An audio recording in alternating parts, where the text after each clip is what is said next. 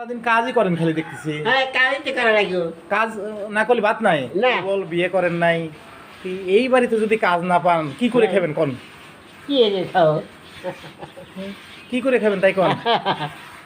বিয়েও করেন নাই, বেতন তো কম দেয় না। তুমি কোন লোক তুললে আমি কয়া দেই। না তুলবো না, আগে কোন। ও দই গরু হ্যাঁ, কি করে খাবেন?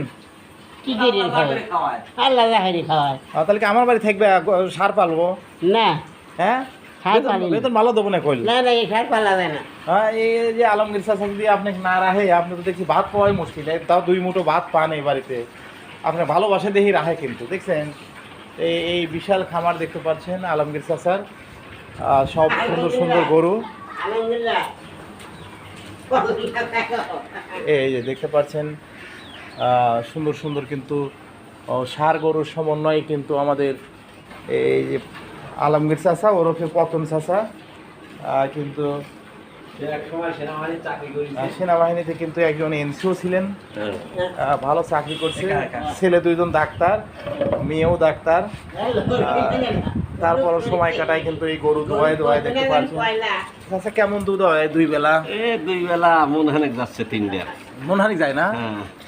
আচ্ছা, মনহানিক দুধ যায় কিন্তু ভালো ইনকাম আছে। তারপর 60-70 বিঘা জমি আবাদ করে, 4টে স্ক্রিমও রয়েছে, ভালোভাবেই রয়েছে। কিন্তু মাঝে মাঝে মাথা খারাপ হয়, উল্টো পাল্টা কথাও বলে মাঝে মাঝে। মানুষের কোনো ছাড় দিয়ে কথা বলে না, সোজা কথা। যাক তাকে যখন ধরে একবারে কিন্তু গালি দিয়ে কথা বলে।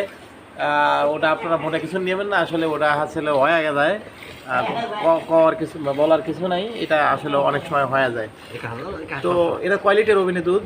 এটা এখন 7 লিটার। 7 লিটার দেখছেন, সব কিন্তু ভালো ভালো দুধের গাভী। এই দেখতে পাচ্ছেন বাছুরটাকে বেঁধে রাখা হয়েছে একটু পরেই।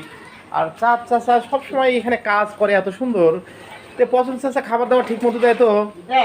দেয় না? ভালোবাসে কিন্তু খুব, না? ভালোবাসে না? মানে গালিমালি দেয় না তো? মাঝে মাঝে দেয়, শুনি তো ওই রাস্তাতে যাই যখন, মাঝে মাঝে ভাব মতো ধরে দেখি। ওই ভাত নষ্ট করেন মাঝে মাঝে, আমি দেখি ভাত রাইদেলা পাতিল করে থুয়ে দেন, খান না। আমি একদিন শুনছিলাম এই গালিটা। ওই ওটা রানছিলেন কি জন্য? আচ্ছা, এই গরুগুলো দেখতে পাচ্ছেন, এই যে গাভীগুলো অনেকটা ভয় পায়। এগুলি কিন্তু বকনা, এবছরই সব হিটে আসবে এবং বাচ্চা দিবে। যেগুলিকে আলাদা করে আইসোলেট করে রাখা হয়েছে। এবং বাকি সার ছিল এবার কিন্তু 10-15টা অনেকটা গোয়াল খালি হয়ে গেছে। 10-15টা সার এবছর কিন্তু 20 লাখ টাকা বিক্রি করেছে।